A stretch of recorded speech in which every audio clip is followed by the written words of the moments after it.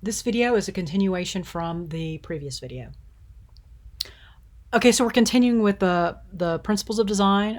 Proportion has to do with size and scale of elements, specifically the relationship between objects.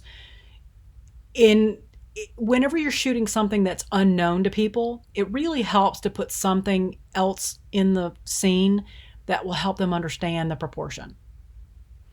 For instance, if you're shooting a building that is abstract, you want something else in the building, like a person or a car or a bird or anything that will help them understand the sense of scale of the new object. For instance, this is actually a toy. I got it at Michael's many, many years ago, and I love to use it in scenes and photography. And so here's a sense of proportion, right? This is a scale dinosaur, but because of the way I put him in the scene in here, it fools people into thinking he's larger than he is. And the building in the background is actually quite small. It makes it look bigger than it is. So you can fool people with making breaking the rules in proportion, and that's what I did here. There is a scene of a garden, and with the person in the scene, this is a former student, you can get a sense of scale for the garden. Also, furniture helps, since furniture is built for people. It just helps give a sense of scale and proportion.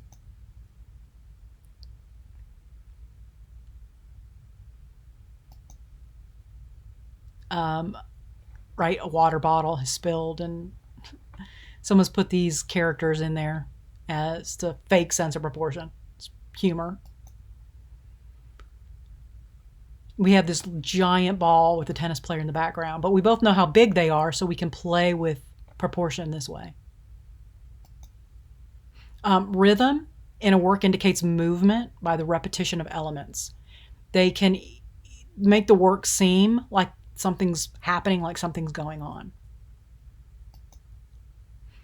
This actually is a photo I took at a record store in Asheville. My husband and I went to Asheville back when we were just dating and for a weekend. And he's in the background looking through the records, and he's fleeting. But I took this picture and I made everything black and white, and I left the record labels in color because the music is timeless. Music is forever. Well, at least as long as there are, opportunities to hear it. But the music itself lives on long after we're gone. Whereas he is just here fleeting in a moment in time. So I used a very slow shutter speed so that he was captured in motion. And he was moving, that he was the temporary element in the scene.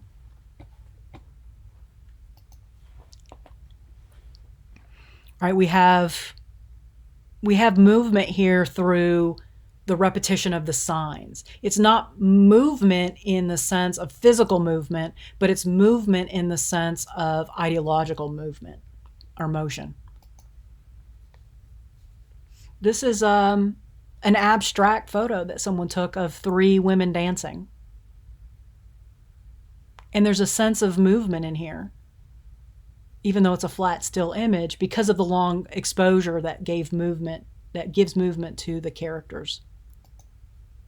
There's movement here, even though there's no motion blur. You can feel by looking at the erosion this is Antelope Canyon out in Utah. By looking at the erosion, you can see movement through the photo, through the scene. It's quite lovely. So there's another level of movement that has to do with living things that even though you have captured them and frozen them in time, we know that they're alive and they move. This flower blossomed, and at some point it will decay. And so there's that perceived movement in this work of art. Emphasis is to make one part of an artwork dominant over the other parts so that it attracts the viewer's eyes to special places of importance within the artwork. Where is your eye drawn in this photo? To her eyes. because she's dressed in a color that contrasts with her eyes. Your eye will go to that emphasis. This was the Illumin scene or event that I went to at the cemetery, and you can see how I took different photos of the balloon, and so this becomes a sequential storytelling of the balloon, and the balloon then becomes that focus of emphasis throughout the images. Here I took a photo of a little slug early in the snail early in the morning, and I focused on his face, and everything else back just sort of faded out. But the emphasis is here so that you realize and you look and you can see that this is, oh, it's a face, and it's a slug. No, wait, it's a snail, and there's his shell.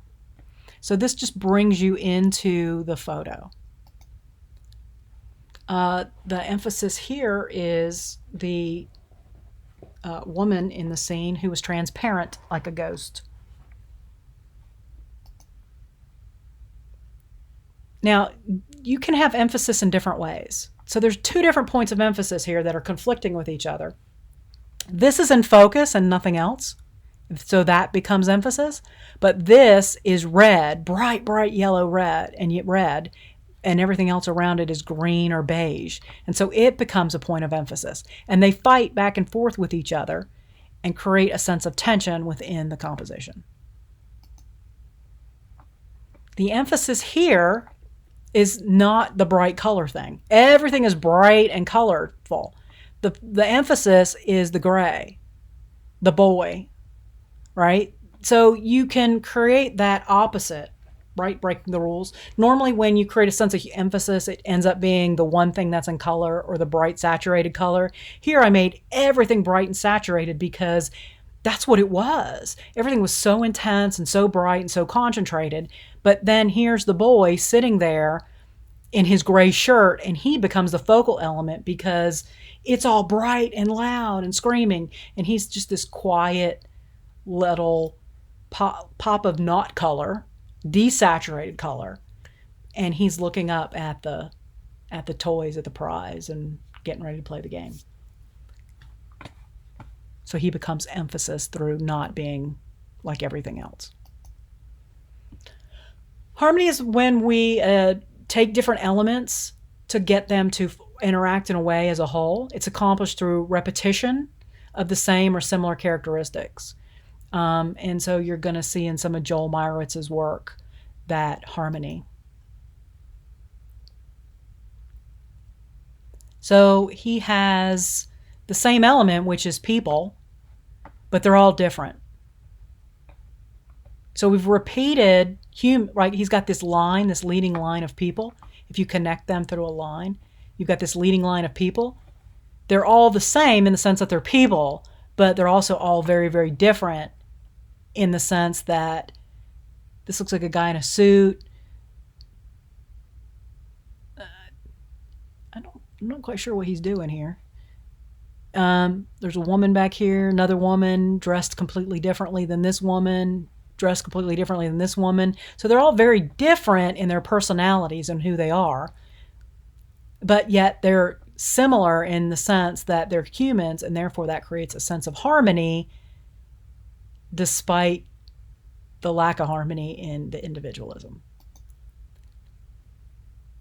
Here is a discord, right? He's got all these different colors, but the harmony that gets brought into this scene comes from the shapes, right? We've got these very geometric shapes that are in, there's the shapes that are in the photo. Here everything is blue except for our focal element that's pink, and that provides that sense of harmony. The light turns everything blue and therefore gives it a sense of harmony. The harmony here is the fact that we have sheets on a line that repeat, the repetition, but the variety is that they are all different. obviously the repetition of the circles brings this composition into harmony. And then variety, right? Differences are achieved by opposing, contrasting, changing, elaborating, or diversifying elements within a composition to add individualism and interest.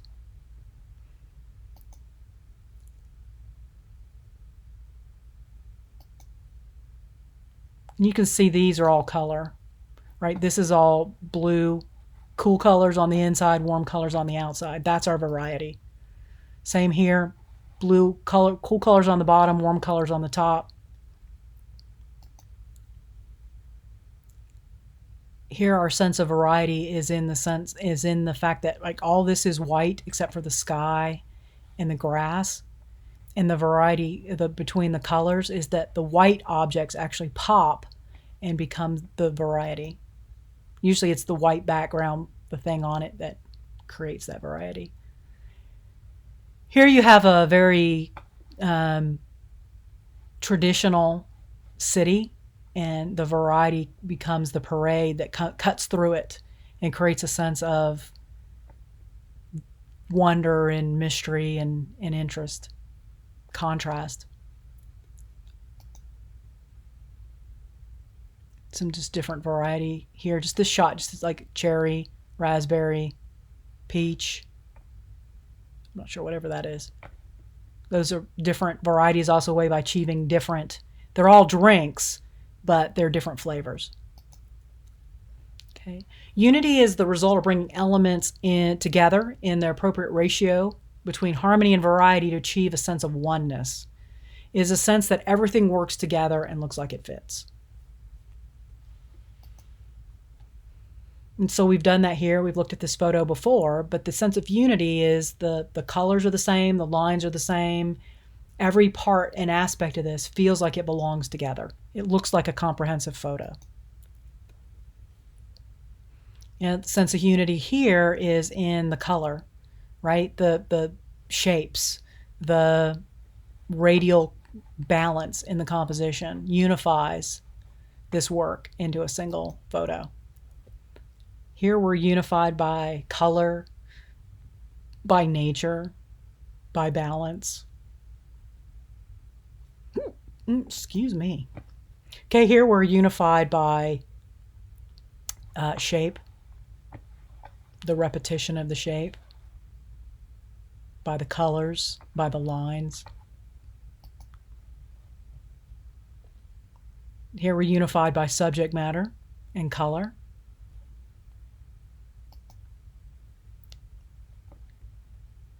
And then if you want to challenge yourself, this is not for a grade, use Lab 4 to apply the principles and elements of design to a single photograph that meets the following criteria. And then you're going to convert it to black and white. Okay, you're not actually going to submit this, but you're going to do this as practice to learn how to make sure that you're properly applying principles and elements of design. And then if you're breaking those rules, you're doing that consistently. Okay, and I will end this video here.